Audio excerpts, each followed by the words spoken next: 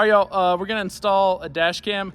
VFO reached out to me and they're like, hey, you wanna make a video about this dash camera? And I was like, I already have one in my new car, this exact camera right over there.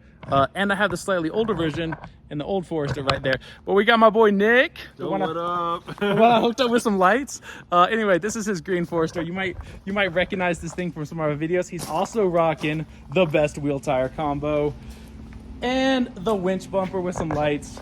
He got the cargo thing on top. Anyway, what we're gonna do is we're gonna unbox all this stuff. They sent all the goodies too, yeah. And we're gonna install that mess and show you how it goes.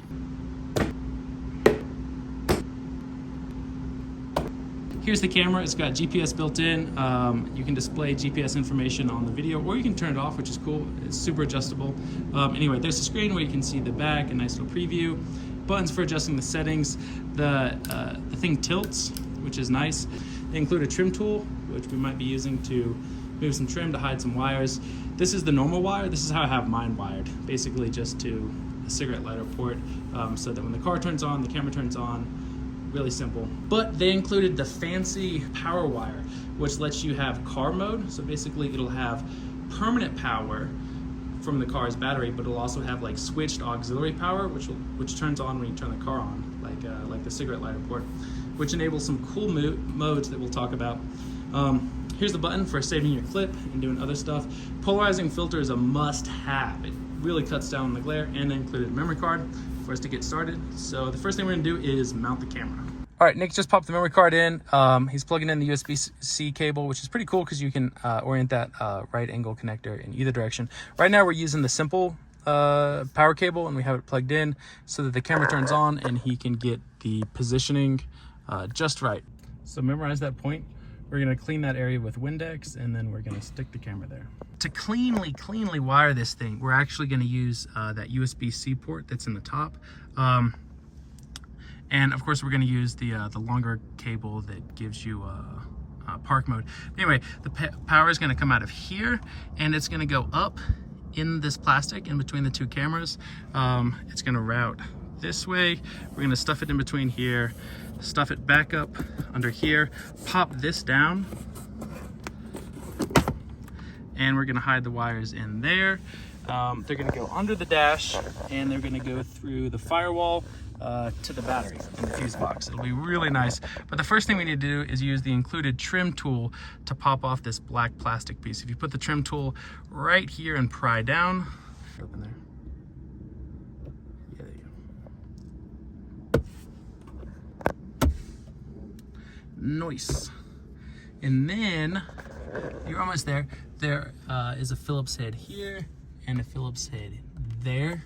Those are gonna get unscrewed. Now, the next thing that we're gonna do is take this whole plastic piece here on both sides and pop it down. You just put your fingertips under there and then pull down gently. You'll hear that pop.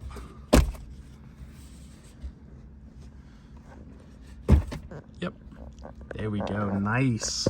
And then this can kind of dangle a little bit. There's some plugs right there holding it. But the important thing is that this is now out of the way. Here's that piece that we popped down.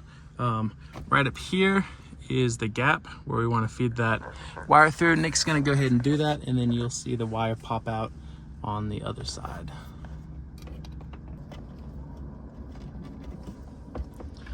Nice, there's the wire. Super clean install. This is gonna look so good. And then he's gonna plug it into the top port of the camera. And then we're gonna show you how to hide the wire.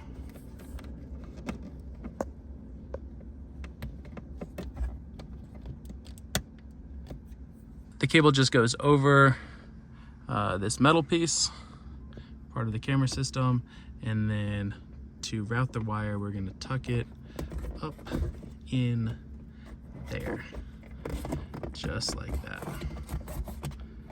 And then that's gonna continue all the way there, and then we're gonna tuck this up, back up in the headliner like this. And then this trim, you saw me pop it off earlier. There are these like plastic retainers, but on the other side of this nice A-pillar airbag are some wires, factory wires, and wires that we added earlier with a 8-switch panel. But you can see the zip ties, and we're gonna zip tie the wire along that path pop it down under the dash, and then pop it through the firewall. And I'll show you where that is. All right, Nick started to feed that down. So now most of the wire is down on the floorboard, and he is zip tying the new wire to that black factory bundle of wires.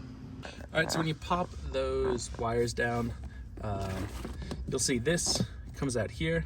Anyway, the hole in the firewall from the factory, there's a nice little rubber grommet, is right above the gas pedal. So there's the gas pedal. Look up, and right there at the top of the screen, you can see where there's a little cut in the carpet, and there's a rubber grommet. I'll show you what that looks like from the engine bay. But you can see the grommet with the new wires and the old wires.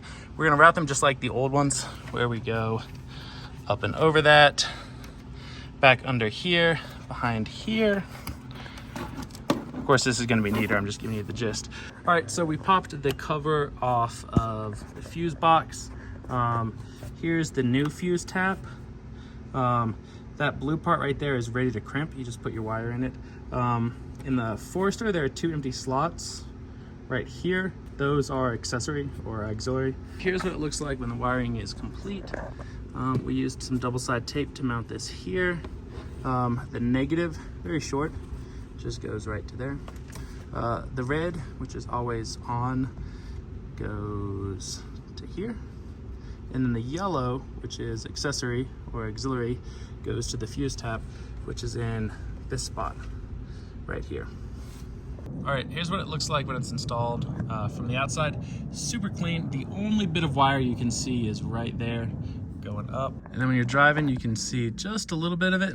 You could also raise the mirror up if you really wanted to make it completely invisible, but absolutely no wires visible. Can't see anything here. Can't see anything there. Can't see anything because they're in the A-pillar. Super nice install. Yep.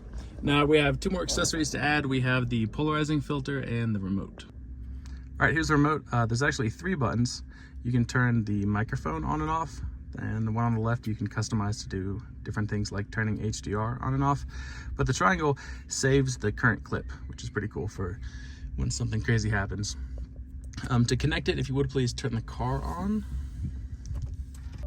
And then we can see the lights on the camera, so the camera's on. And then we press and hold this for 3 seconds. And that blue light that we just saw after the red one right here indicated that it connected. So that's a way to save the current clip. And it's already done that because there's a yellow triangle up there, which is pretty cool. So it worked. All right, dash cam is recording. You're gonna see this clip, so we're gonna save it. We're gonna hit that button, and the triangle pops up to let us know that it's saving the current 5-minute clip that it's recording. So the last thing is the circular polarizing filter, which is really handy for knocking down dash. This is a pretty extreme example with having paper up here, but even the black dash does show up in the video, especially without it. So I'm gonna slide the polarizing filter on. It kind of like clips on.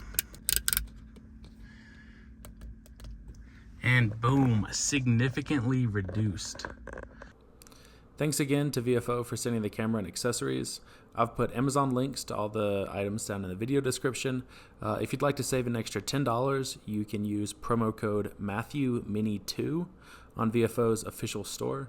If you have any questions about installing this dash camera in a Subaru, let me know down in the comments. I'm happy to help. This was on a Forester, but installing it on any Subaru should be very, very similar.